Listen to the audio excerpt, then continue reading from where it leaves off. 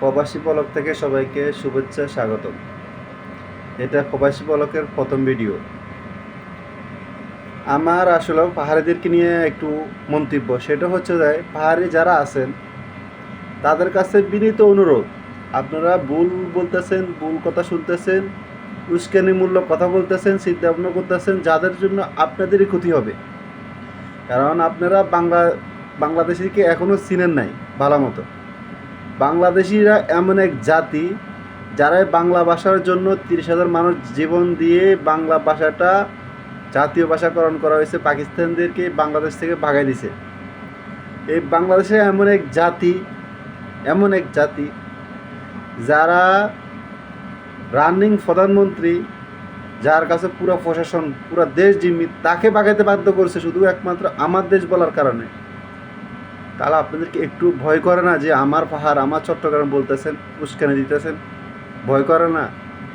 এই বাংলাদেশিরা যদি একবার খেপে যায় যে আমরা পাহাড়িদেরকে চাই না, এ দেশ থেকে ভাগাই দেব, আপনাদের রক্ষা করার মতো ক্ষমতা এক আল্লাহ ছাড়ার কারণে কেউ আপনাদেরকে রক্ষা করতে পারবে না, এক আল্লাহ ছাড়া। যত দেশ বলেন, যত কিছুই বলেন, কেউ পারবে না। তা বাংলাদেশি যারা আছে নাগরিক, তাদেরকে খেপাইয়েন না। আদিবাসী যে শব্দটা, আল্লাহর রস্তে এই শব্দটা মুখে ব্যবহার করিয়েন না, কারণ এই শব্দটার অর্থটা অনেক ব্যয়বহুল। এই শব্দটা যদি আপনারা নিজেরা এটার অধিকার চান, তাহলে আগে যারা বাংলাদেশে তাদেরকে আপনারা এই অধিকার দিতে হবে, তারা আদিবাসী। কারণ বাংলাদেশ জনগোষ্ঠী সবার আগ থেকে, তারপরে সবাই, ঠিক আছে? তো এই জন্য নিজেরাও আদিবাসী দাবি করি, বাংলাদেশিদেরকে ছোটো করিয়েন না। কারণ আপনারা নিজেরা আদিবাসী দাবি করলে বাংলাদেশিরা কিন্তু রোহিঙ্গা, আপনাদের কথা হিসেবে রোহিঙ্গা হয়ে যায়। কারণ আপনারা আদিবাসী বাঙালি কি, অবশ্যই রোহিঙ্গা, কারণ তারা আপনাদের পরে আসছে।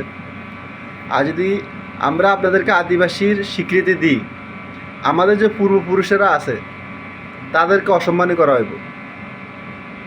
তাই আপনারা আদিবাসী শব্দ থেকে সরে আসুন, আপনাদের কি সমস্যা সেটা বলুন, কি চাই সেটা বলুন। আর বাংলাদেশের যে সংবিধান, সেনাবাহিনী, আইন কানুন, প্রশাসন, এগুলোকে সম্মান করুন।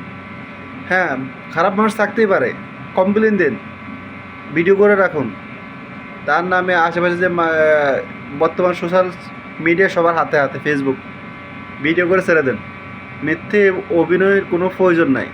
আপনারা মিথ্যে অভিনয় একটা করে ভিডিও ছাড়বেন, বা বাস্তবে সরাসরি কেউ আপনাদেরকে মানলেও কেউ বিশ্বাস করবে না, কারণ আপনাদের ভিডিও আছে। আপনারা মিথ্যা ভিডিও বানান। আগে নিজে সচেতন হন, তারপরে দেখুন পুরো জাতি সচেতন হয়ে গেছে।